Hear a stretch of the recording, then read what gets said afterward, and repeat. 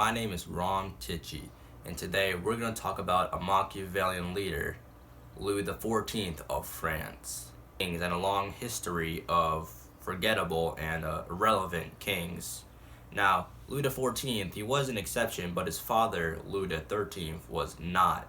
In fact, Cardinal Richelieu was more famous than Louis XIII, and they existed at the same time.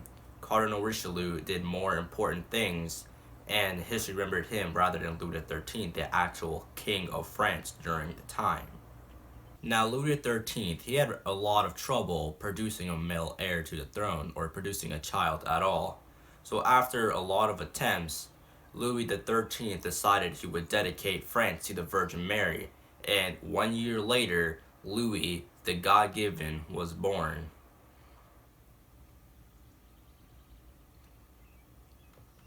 Now, Louis, when he was a child, got a lot of attention from his mother, which was quite uncommon for this time.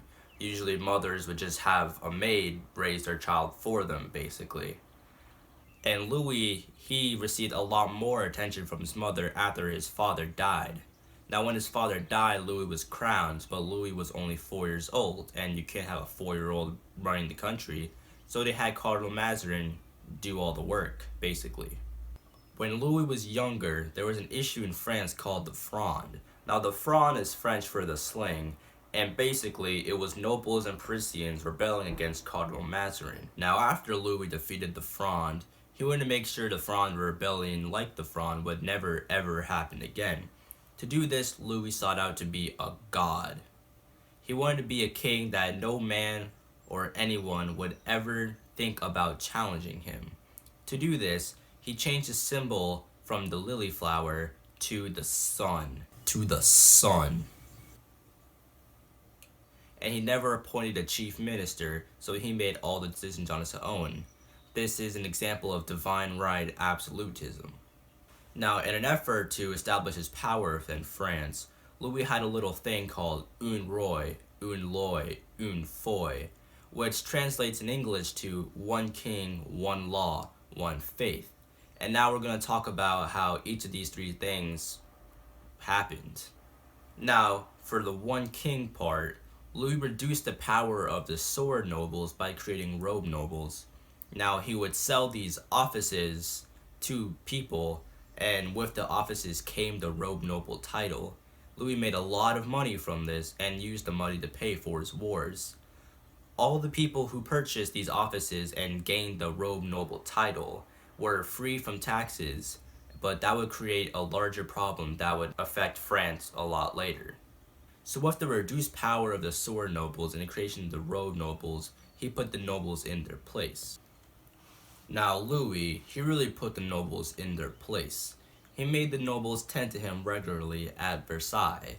Now Louis had this thing where he had to be constantly surrounded by fancy stuff.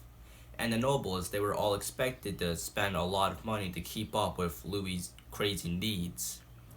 Now the nobles did all of this so they would gain favor with Louis, and Louis kind of rendered the Estates General useless because Louis found his own way to get money through the selling of robe noble titles. Now for une foi, one law, it's kind of simple to explain.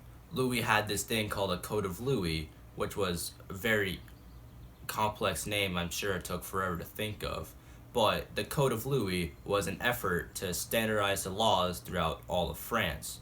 See, France at the time, their laws were more regionally based than having this kind of central standardized law. And the Louis Code set up the Napoleonic Code that would come later. Now for une loi, one faith, it's kind of self-explanatory. Louis made sure that Catholicism was the only religion practiced in France.